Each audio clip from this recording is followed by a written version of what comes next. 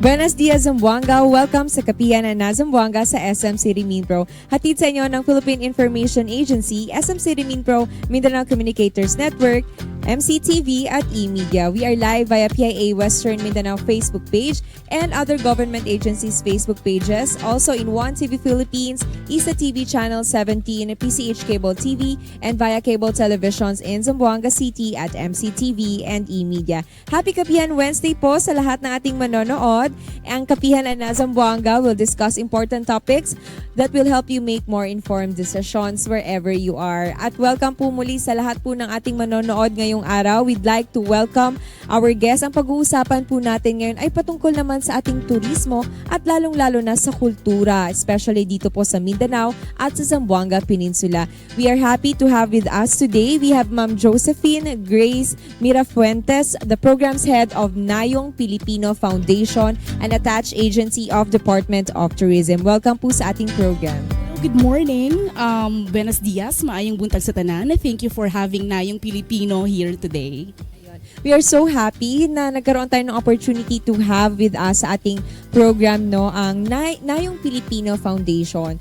And we heard that this is an attached agency nga of Department of Tourism. So we would like to know the background. So can you share po ba with us, ma'am, ano yung brief background of the Nayong Filipino Foundation and its roles?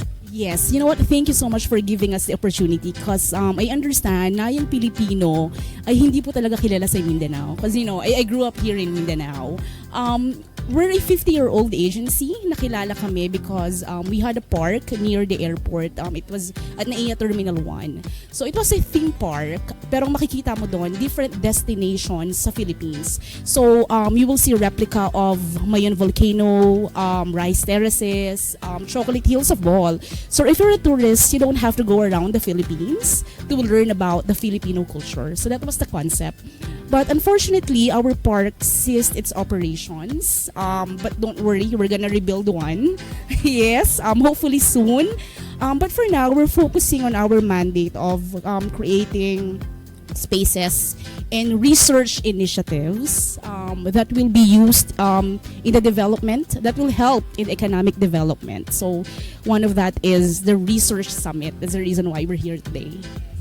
It's actually interesting no na that we heard na yun pala yung role ng Nayong Filipino Foundation. Sayang hindi namin talaga naabutan. Ako personally hindi ko talaga naabutan yung area na yon sa NAIA. But I think that is a very good siguro platform no area for us to really welcome tourists na they can see what the beauty, especially the rich culture of the Philippines. So sana nga, hopefully, no, in the near future ay maibalik natin yon. And you mentioned that you are here today in Mindanao or in Zamboanga City to conduct a research summit. And this is the first time that you will have it here outside Metro Manila. So very lucky po yung Zamboanga City to have this kind of research summit. So can you tell us more about this research summit po? Ano yung ating objectives for this? Yes, this is the third Nayong Filipino Research Summit and our theme is Cultural Education for Lifelong Learning. So, yun na nga, when you think of culture, we knew that to truly understand our heritage, we had to include and go to Mindanao where culture thrives. So we chose Zamboanga, Ateneo de Zamboanga University, because of its reputation in the region. They're very committed into preserving and promoting our culture. So what is cultural education? So ganito yun. We want to integrate culture doon sa pagtuturo ng ating mga teachers. So para sa amin, ang mga guro ay hindi lang guro. Dapat sila din ay makabayang guro. So, I'll give you an example. If you're a PE teacher, hindi ka lang dapat PE teacher. Yung music na gagamitin mo, hindi siya dapat foreign or hindi dapat Korean. Why not use ethnic music or Filipino music? Ganon. Kasi, yung mga batang yon when they graduate at maging they become professionals, government employees, or even policymakers, they would know the goal is they would be able to contribute to in finding solutions to socio-cultural issues ng kanilang communities. So yun po yun. So I think maganda nga yung objective na ganun na we would like to incorporate culture. Ayaw kasi natin siyang mawala. At doon talaga yan nagsisimula sa education, sa That is mga correct. bata. Yes, sa school. So we need to start from there para ma-incorporate natin at mabigay natin nga sa mga kabataan yung idea na ganito pala kayaman yung kultura, ganito pala kaganda yung Filipino culture, especially dito sa Zamboanga, sa Mindanao, that we have diverse culture. Iba-iba talaga and very colorful. So maganda na dito natin na held, especially you mentioned nga yung sa Ateneo de Zamboanga University na sobrang aggressive din sa pag-promote ng culture in Zamboanga City. So, ito pong research summit natin, how does it contribute to advancing yung ating research initiatives and yung knowledge in the context of Zamboanga City's cultural and historical landscape?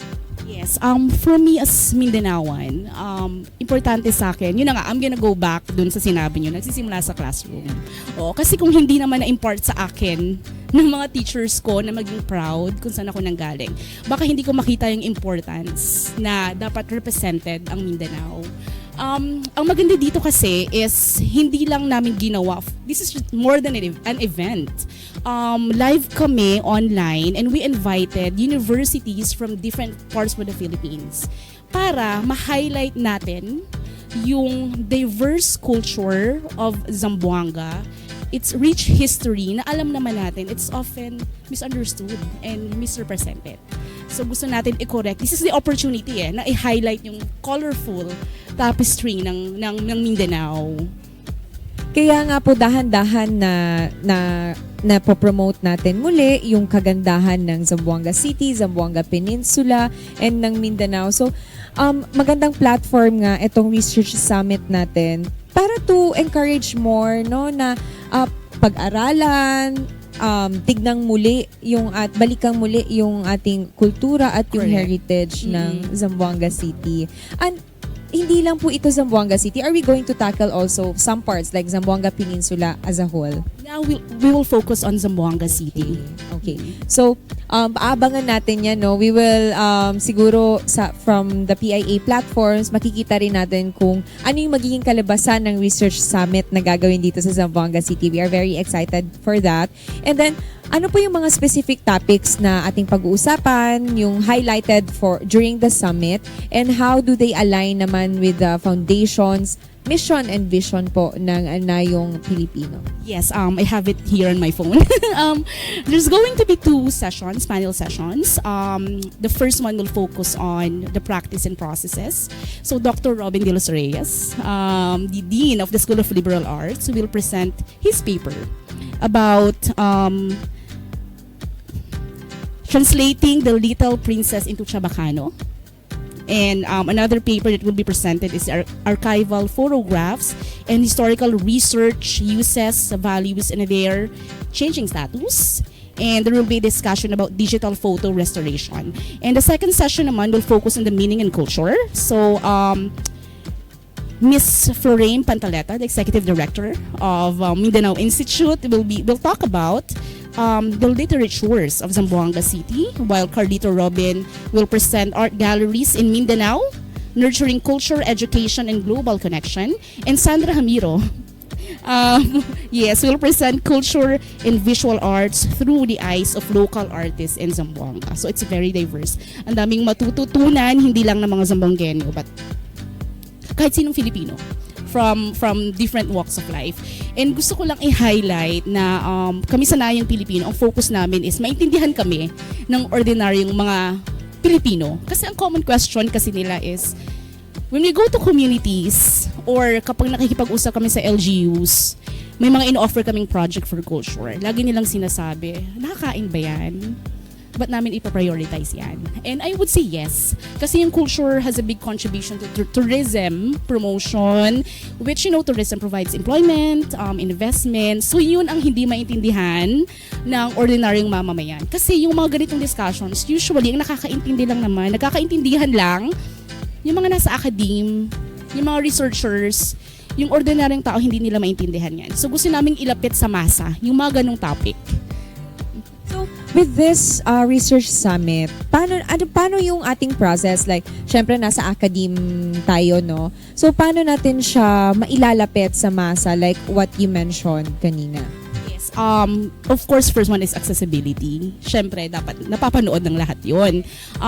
It's on our Facebook page and we're gonna upload it on our website and we're working on distributing it to, different universities, different schools. Ganon. Accessibility. And of course, maintindihan naman yung terms. Huwag naman highfalutin. Actually, yan yung isa sa mga challenges in communication na dapat talaga alam natin na yung receivers natin, yung ating audience can also understand. So, dapat yung lengguwahe na gagamitin natin is understandable for them. That's true. Oo, yun yun siguro yung tutunan natin sa, as communications major. Yes.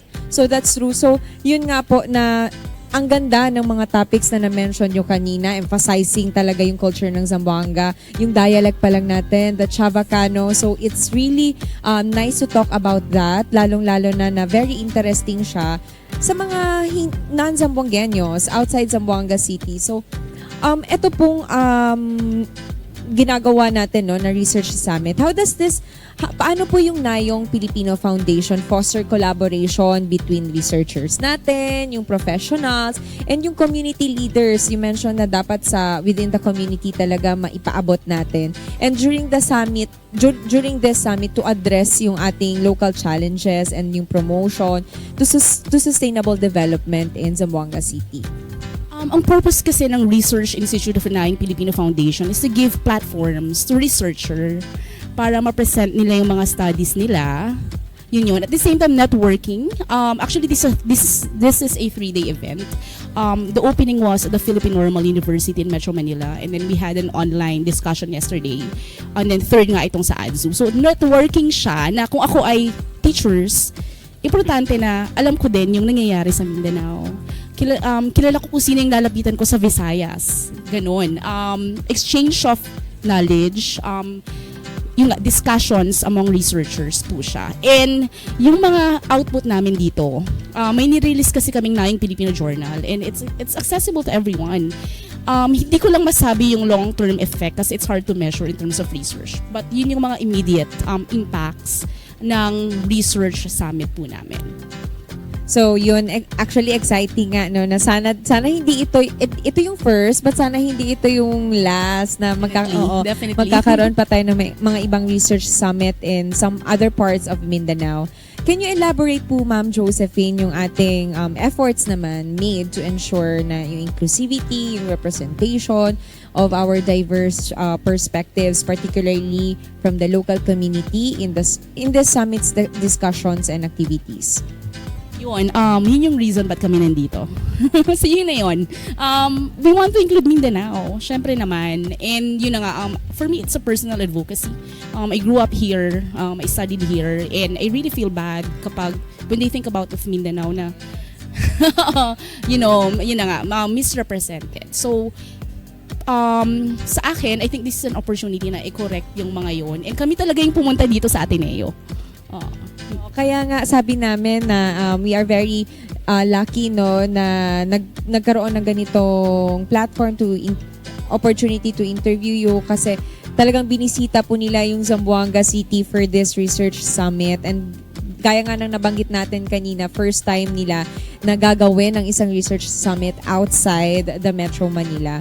So, ma'am, do you have any siguro natin comments and yung ating messages din sa entire Zamboanga Peninsula, Zamboanga City, sa kung gaano ba kahalaga yung ating kultura, paano ba dapat natin siya pahalagahan?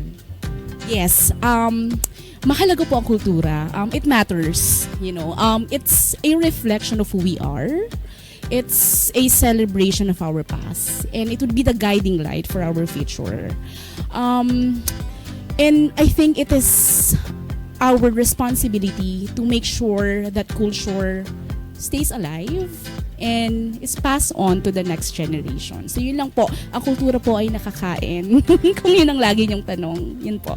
Yung Nayong Filipino Foundation po ba ay meron pang ibang mga activities, initiatives aside from the research summit that we are conducting? Yes, I would encourage everyone to follow our Facebook page, Nayang Filipino Foundation. We also have a museum. So, we're currently doing traveling museum. Dinadala namin yung artifacts to different communities. And the good news is, we'll have a physical museum soon. It will open in Tarlac. And we also have the Heritage Space Program. It's our effort in developing the future. Yun na yung mapupuntahan mo. Na yung Filipino Cultural Park. So far, yun po. Sana nga no magawa na siya agad para mapuntahan at mabisita natin because it's a very good initiative. So lastly na lamang po, what is your message to all Zamboangueños, especially that you are a Zamboangueño din. But studied and stayed here in Zamboanga. So what is your message to all, especially ngayon nakaka-celebrate lang din natin ng ating Zamboanga Hermosa Festival. So baka you have po ideas na pwede natin maibigay, ma-share sa kanila, lalong-lalo na sa mga students natin, mga kabataan. For me siguro maging proud at huwag niyong kakalimutan kung saan kayo nanggaling. For sure, you'll be successful in the future. You'll go places. But don't forget na balikan yung community kung saan kayo lumaki. Yun po.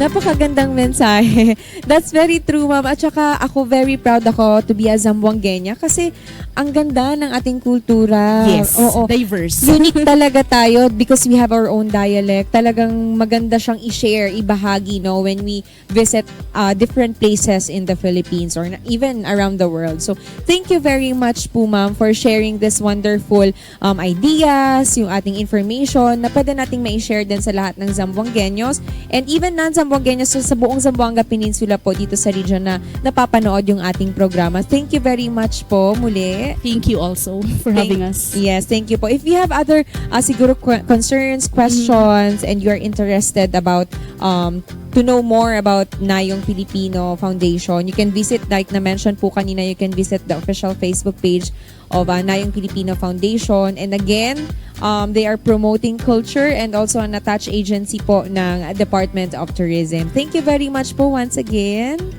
Thank you, ma'am. Again, we have the programs head po of Nayong Filipino Foundation na Ma'am Josephine Grace Mirafuentes. At of course, maraming salamat sa lahat ng ating manonood ngayong araw sa ating episode. We would like to thank the following sponsors. We have Blanka, Kallyntika, Estetica Zamboanga, Karimadon, Kamiseta, Penguin, and Arya's Coffee and Tea, all available here at SM City Mindpro. Sa ngalan po ng Philippine Information Agency, headed by the Regional Director, Ms. Noemi Edaga. Ito po si Mara Espinosa. Magkita-kita tayo sa mga susunod pang episodes ng Kapihan na Zamboanga sa SM City Mindpro. Muchísimas gracias.